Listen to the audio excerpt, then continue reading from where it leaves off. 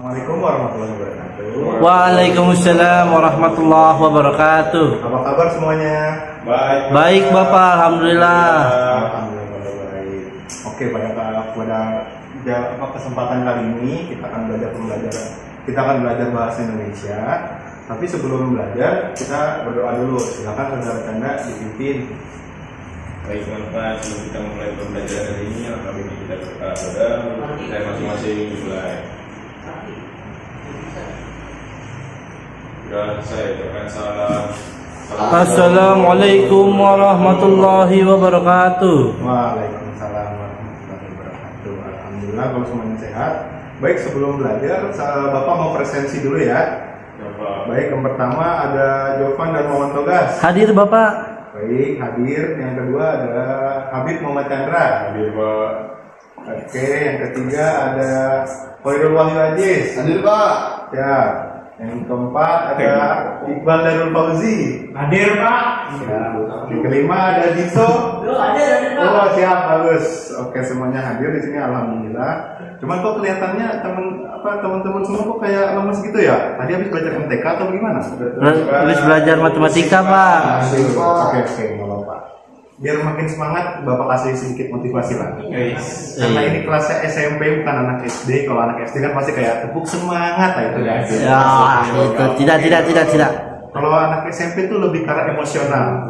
Oleh karena itu Bapak akan kasih sebuah kata-kata ya, buat jadi semangat belajar meningkat lagi. Ini kata-katanya Bapak kutip dari Habib Jafar tahu lah ya, Habib Jafar. Nggak tahu Pak. Tahu Pak, tahu. Oke, kata-kata itu orang berilmu itu bukan tidak boleh salah, cuman tidak boleh bohong. Artinya bahwa pada saat kita belajar, kita tuh tidak mesti harus benar. Kita tuh juga pasti salah. Salah itu bagian dari belajar. Jadi kalau ada orang yang salah dalam belajar, itu adalah sebuah ilmu, bukan hanya untuk dirinya masing-masing, tapi buat teman-teman sekalian. Dan tidak boleh bohong. Artinya apa? Jangan sampai kita hanya untuk berorientasi pada nilai, pada ujian, pada tes, pada apapun itu. Kita jadi menghalalkan segala cara. Jadi kayak mencontek, melakukan hal curang atau bagaimana. Apalagi sekarang ada chat GPT kan digunakan tidak sesuai pada tempat dan waktunya. Nah, itu tidak boleh, teman-teman. Akibatnya apa kalau bohong? Nah, itu seperti para pejabat suka korupsi. Makanya jangan berbohong, oke? Baik Bapak. Oke. Sekarang Bapak mau tanya nih kepada teman-teman semua. Kalian tuh kalau berbelanja di pasar tuh ada apa sih? Ada proses apa tuh belanja di pasar tuh? Proses jual beli Pak. Ya, ada lagi Proses negosiasi Pak. betul negosiasi. Tapi apa sih negosiasi itu? Ada yang tahu? Tawar menawar Pak. Saya Pak. Tawar menawar. Oke ya, bagus. Menurut Bapak, negosiasi itu adalah proses komunikasi. Bapak tulis dulu ya. Ini.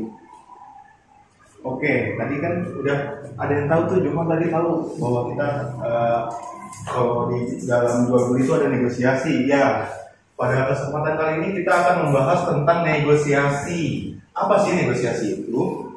Negosiasi, menurut Bapak nih ya, proses tawar menawar. Tadi sudah benar jawaban tawar menawarnya dengan tujuan. Tujuannya di sini harus diingat, ada tujuannya mencapai sebuah kesepakatan. Berarti di sini kalau kita gabungkan, negosiasi adalah proses komunikasi tawar menawar dengan tujuan mencapai sebuah kesepakatan. Maksudnya apa? Negosiasi tidak serta merta itu jual beli saja gitu, tawar menawar. Bang, ini harganya berapa? 30.000. Nego dikit lah bang, kan harga temen 25.000 lah.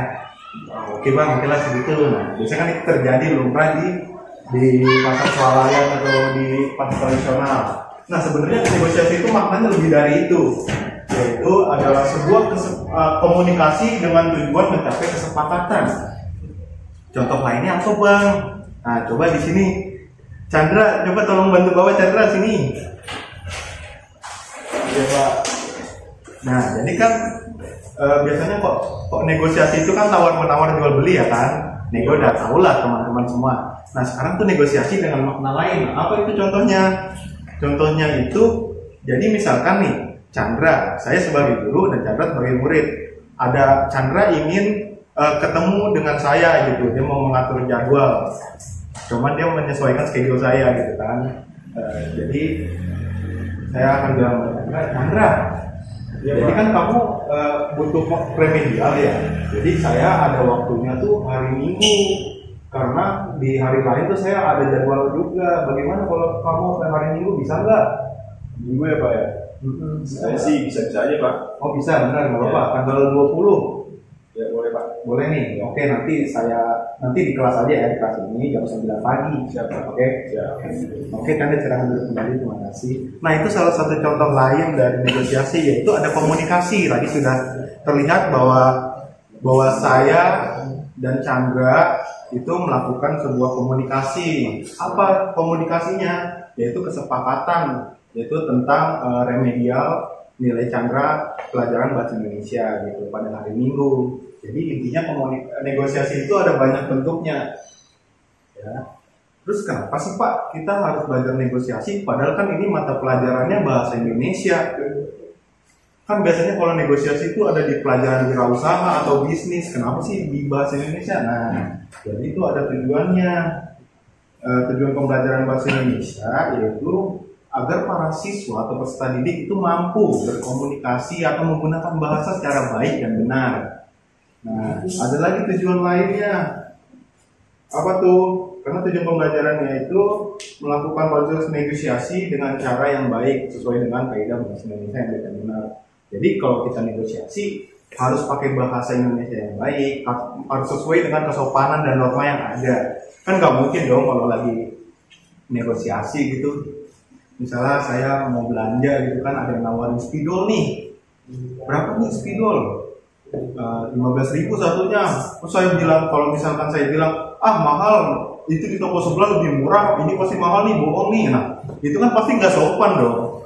Nah, itu menyakiti hati penjualnya dong. Nah, oleh karena itu, negosiasi ini juga penting bagi peserta didik juga. Karena ada caranya gitu, ada prosedurnya supaya itu antara pembeli dan penjual itu sama-sama nyaman, sama-sama enak lah menggunakan bahasanya gitu. Nah, pas kan negosiasi tadi ada komunikasi, dan komunikasi juga butuh bahasa dong. Oke. Lanjut, tadi Bapak sudah menjelaskan dan teman-teman juga sudah memberikan pendapat dan opininya.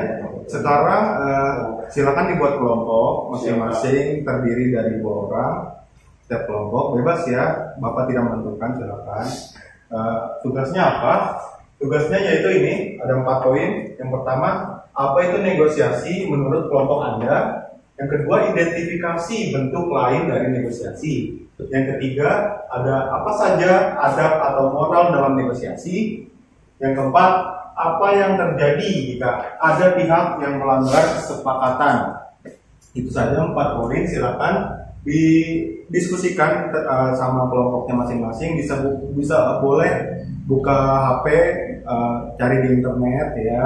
Cuman jangan di chat GPT atau jangan buka media sosial ya. Siapa? Oke, baik, itu saja. Nanti Bapak tunggu sampai jam pelajarannya habis ya. Silakan dikerjakan. Baik, di sini Bapak sudah terima ya pada dokumennya atau hasil kerja kalian. Terima kasih atas kerjasamanya. Semoga pembelajaran pada hari ini bermanfaat bagi Bapak dan bagi teman-teman semua. Oke, sebelum ditutup, silakan untuk Chandra untuk memberikan untuk menutup pembelajaran hari ini dengan doa. Silakan. Baik teman-teman, sebelum kita mengakhiri pelajaran pada hari ini, mari kita berdoa dulu dan masing-masing doa. Doa selesai. Ucapkan salam. Assalamualaikum warahmatullahi wabarakatuh. Waalaikumsalam warahmatullahi wabarakatuh. Oke, terima kasih semuanya.